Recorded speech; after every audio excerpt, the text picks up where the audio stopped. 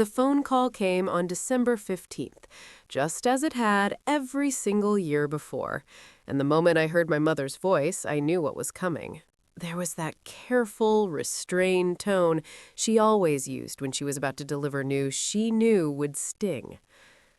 "Maya, we've decided something about Christmas this year," she said, skipping over any small talk. "It's going to be adults only. You understand, don't you?" I understood far too well. At 29, I apparently still didn't meet their definition of an adult. Not like my brother Derek, who was barely 2 years older but had already secured the holy trinity in their eyes: a wife, 2 kids, and a corporate job that made for impressive dinner party conversations. Adults only, I repeated slowly, setting my coffee mug on the desk in what they imagined was my modest Denver apartment. Yes, well, Derek's children are at such a sensitive age, and with Christmas being so magical for them, she continued, her voice trailing off deliberately, letting the meaning settle. I was the unspoken issue, the unmarried daughter who worked in computers, a field they never truly bothered to understand. The one who showed up to family gatherings in jeans instead of elegant dresses and never had dramatic love stories to entertain the table. "So, where are you planning to celebrate?" I asked, already knowing the answer. "Oh, Derek found this wonderful place, Aspen Peak Resort. It's supposed to be extremely exclusive, 5-star in every way, perfect for families to connect without distractions." Distractions. That was what I had become. "Sounds wonderful," I said, watching delicate snowflakes drift past the floor-to-ceiling windows of my office. "I hope you all enjoy it." She sounded almost caught off guard by my calm acceptance. She had probably prepared herself for tears, complaints, maybe even a guilt-driven argument. Instead, I gave her exactly what she wanted. No drama, no inconvenience. "Good. I'm glad you're being mature about it. Derek was worried you might cause a scene." "No scenes for me. Have a lovely, exclusive Christmas." After ending the call, I leaned back in my chair and took in the sweeping view of Aspen Peak Resort sprawled below. The irony was almost laughable. For the past 3 years, I had been Maya Harrison, the successful yet invisible daughter. But to the resort industry, to thousands of employees, and to the financial world, I was known as M.H. Harrison, the CEO of Alpine Luxury Holdings. My phone vibrated with alerts. Derek had already started posting pictures. The family had arrived early, thrilled about their adults-only holiday at one of Colorado's most elite ski resorts. There was my mother, perfectly composed in the grand lobby, my father, attempting sophistication with a glass of brandy by the fire. Jessica and the kids posed in front of the towering Christmas tree, glowing beneath the lights. The caption said everything. Finally, a classy Christmas. And sometimes you have to leave certain people behind to truly enjoy the holidays. I scrolled through the comments as relatives and acquaintances praised the beauty and elegance of the setting. A few asked where Maya was, and Derek had replied, "Adults only this year. Some people just aren't ready for this level of sophistication." A soft knock interrupted my thoughts. "Miss Harrison, your 3 o'clock appointment has arrived." Jennifer, my executive assistant for the past 2 years, still looked slightly uneasy every time she stepped into my office. It wasn't fear, it was surprise. People always seemed shocked when they met the actual owner of Alpine Luxury Holdings. I was younger than expected, more relaxed than their assumptions. "Thanks, Jen. And could you also pull up the Harrison family reservation? They're in the presidential suite, right?" Her fingers flew across her tablet. "Yes, here it is. Derek and Jessica Harrison, 2 children, plus Richard and Patricia Harrison. They're booked through December 30th. They've already charged quite a bit. Spa treatments, dining, and ski lessons for the kids." "Perfect. Get me guest services, please." "Of course. Is something wrong with their stay?" I smiled faintly. "Let's just say there's been a scheduling issue." As she placed the call, I watched the live lobby feed. Dad was deep in conversation with the concierge, probably boasting about his successful family. Mom hovered over the children as they pressed their noses to the glass, enchanted by the falling snow.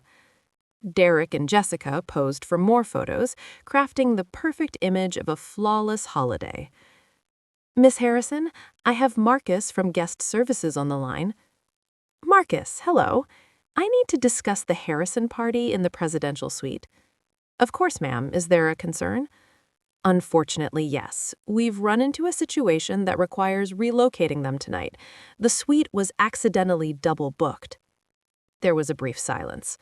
Marcus had worked here for 5 years. Mistakes like that didn't happen. Double booked, ma'am? Yes, a system oversight. They'll need to move to different accommodations. Should I check availability in the luxury suites? No, the standard Mountain View rooms will be sufficient. Another pause. Those rooms were comfortable and well-appointed, but they were several tiers below the presidential suite, the kind of rooms everyday guests booked. Ma'am, with children involved and during peak season, they may not react well. I trust your professionalism, Marcus. Also, please adjust their dining reservations. The Pinnacle is fully booked. The Mountain View Cafe should work. That was the lively family-style restaurant, not the prestigious fine dining venue Derek had likely boasted about. Shall I explain the reason? Just say we're correcting a booking error. Moments later, my phone rang. Derek. Maya, you need to contact this resort immediately. They're trying to throw us out of our suite. Throw you out? That seems dramatic. They're claiming some ridiculous booking mistake and want to move us. That does sound inconvenient. Have you spoken to management? Yes, some guy named Marcus. He says the decision came straight from the owner. Can you believe that? Like some rich person's stay matters more than our family Christmas. I muted the call briefly to hide my laughter. That's unfortunate. Unfortunate? It's outrageous. We're going to leave awful reviews everywhere. This place markets itself as elite, and they're treating us like regular guests. Maybe the standard rooms are still nice. Maya, you don't get it. Jessica planned this for months. We told everyone we'd be staying in the presidential suite. Now they're downgrading us like we're nobodies. The irony was perfect. The same family that had shut me out for not being special enough was now furious at being treated as ordinary. My family had excluded me because I wasn't special enough for their exclusive Christmas. Now they were discovering what it felt like to be treated as ordinary. I'm sure you'll work it out, Derek. You're good at handling these kinds of situations. Will you at least try calling them? Maybe if they hear from someone else. I don't think a call from me would help. I'm sure their owner has good reasons for the change. Derek hung up, frustrated. Within minutes, my phone was buzzing with texts from various family members. Mom was appalled at the unprofessional treatment. Dad was demanding to speak to lawyers. Jessica was crying because their perfect Christmas was ruined. But the best message came an hour later from Derek. They moved us, but honestly, the new room isn't terrible, and the kids actually like the Mountain View Cafe better. They have a children's menu, and the servers are more friendly. Maybe this will work out okay. I leaned back in my chair, watching the sunset over the mountains I owned. My family was still here, still celebrating Christmas together, just without the exclusivity they'd been so excited about. They were experiencing the resort the way most families did, with good food, comfortable rooms, and friendly service, but without the superiority complex that came with the most expensive accommodations. My personal phone rang. Jennifer had left for the day, so I answered it myself. Maya, this is Mom. Hi, Mom. How's your exclusive Christmas going? There was a long pause. Maya, there's something I need to tell you. We made a mistake. A mistake about Christmas? About excluding you? Derek was being elitist, and your father and I went along with it because we thought it would be easier. But watching the kids tonight, seeing how much they miss their Aunt Maya, Mom, it's okay. You wanted adults-only Christmas. No, it's not okay. And honey, I have to ask you something. When we were checking in today, the staff here kept asking if we were related to M.H. Harrison. They seemed very interested in the connection. Do you know anything about that? I looked out at the slopes, at the lights twinkling across the resort property. What did you tell them? We said we didn't know anyone by that name. But Maya M.H. Harrison, those are your initials. Lots of people have those initials, Mom. Maya Elizabeth Harrison. The staff seemed disappointed when we said we didn't know you, and tonight, when they moved us to the new room, the manager mentioned that M.H. Harrison had personally requested we be made comfortable. Why would someone with your initials care about our comfort? I could hear the pieces clicking together in her mind. Mom, are you enjoying the resort? It's beautiful, honey. Truly beautiful. The staff is incredible, the food is amazing, and even in our new room, we have everything we could possibly need. But Maya, I think I've been a terrible mother. Why would you say that? Because I think my daughter might be more successful than I ever bothered to notice. The next morning, I made a decision. I put on my best ski outfit and took the private elevator from my penthouse office down to the main lobby. It was Christmas Eve, and my family was having breakfast in the Mountain View Cafe. I watched them through the glass doors for a moment. The kids were excitedly talking about their ski lessons. Derek and Jessica looked relaxed in a way I hadn't seen in years. Mom and Dad were actually listening to the children instead of checking their phones. I walked into the cafe and approached their table. Ha!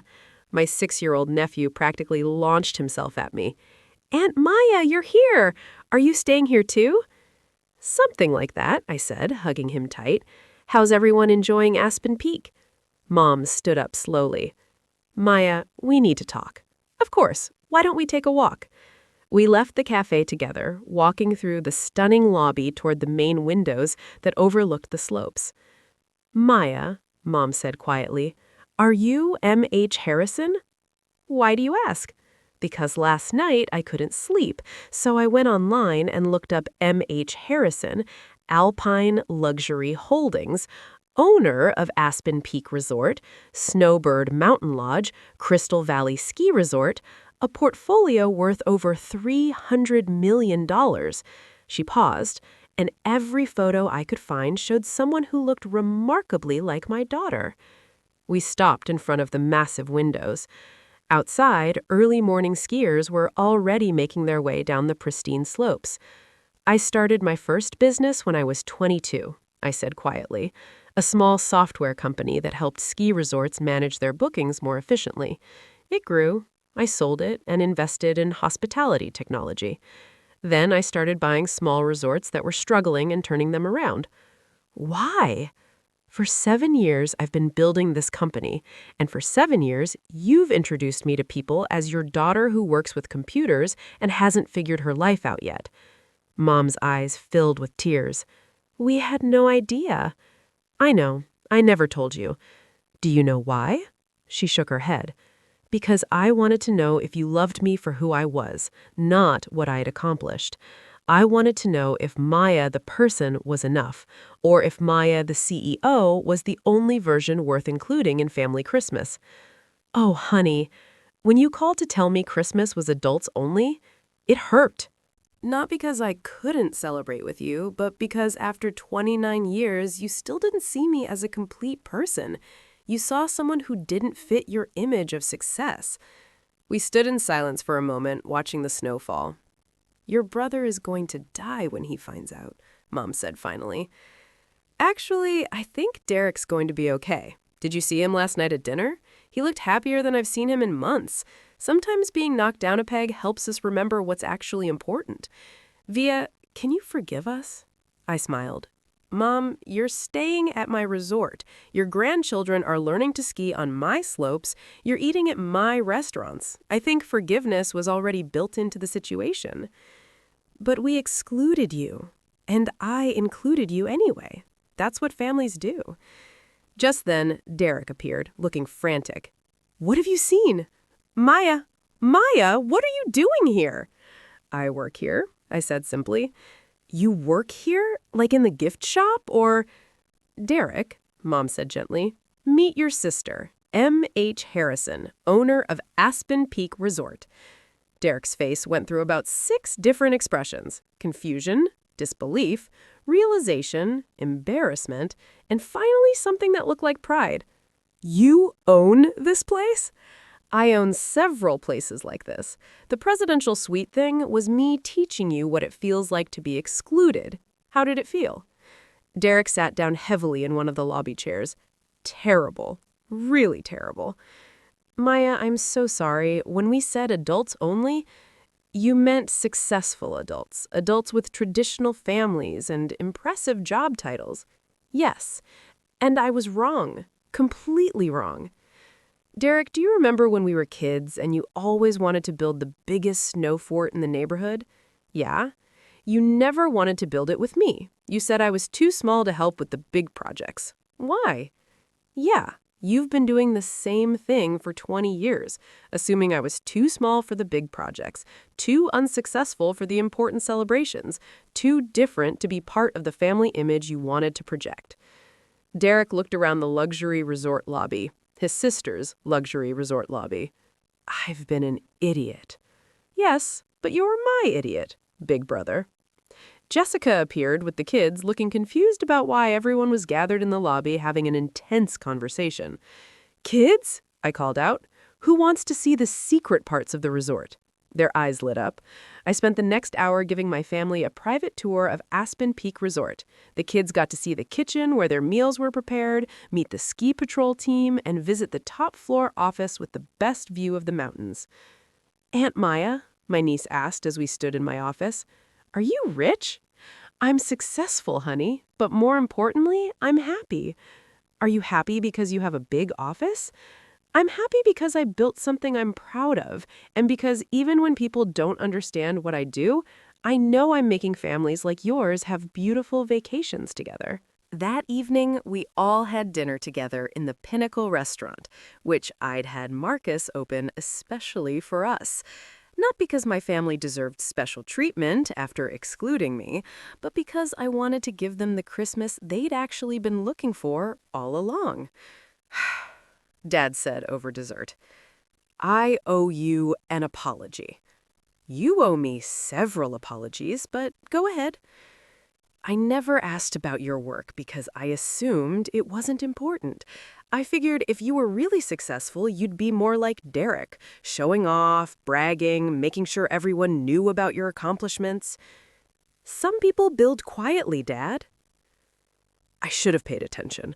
I should have asked questions. I should have been proud of you regardless of what you did for work. Should have, could have, would have. The question is, what happens now? Derek leaned forward. Now we do better. Now we include you in everything. Not because you're successful, but because you're our sister and daughter, and we love you. And Mom added, now we stop making assumptions about people based on what their success looks like to us. I raised my glass of wine. To Christmas lessons. To Christmas lessons, they echoed. The next morning, as my family prepared to extend their stay through New Year's at the family rate, naturally, Derek pulled me aside. Maya, I have one more question. Shoot. When you called guest services and had us moved out of the presidential suite, were you trying to teach us a lesson or were you just mad? I thought about it. Both. I was hurt that you'd excluded me, but I also wanted you to experience what it felt like to be treated as less than you thought you deserved. It worked. And Maya, yeah, I'm proud of you. Not because you own ski resorts, but because when we hurt you, you found a way to teach us something instead of just hurting us back. That's what big sisters are for. You're the little sister. Not anymore. As I watched my family head out for their final day of skiing on the slopes I'd worked so hard to perfect, I felt something I hadn't experienced in years, the satisfaction of being truly known by the people who mattered most. My phone buzzed with a text from Mom. Thank you for not giving up on us. And thank you for giving us the Christmas we didn't know we needed.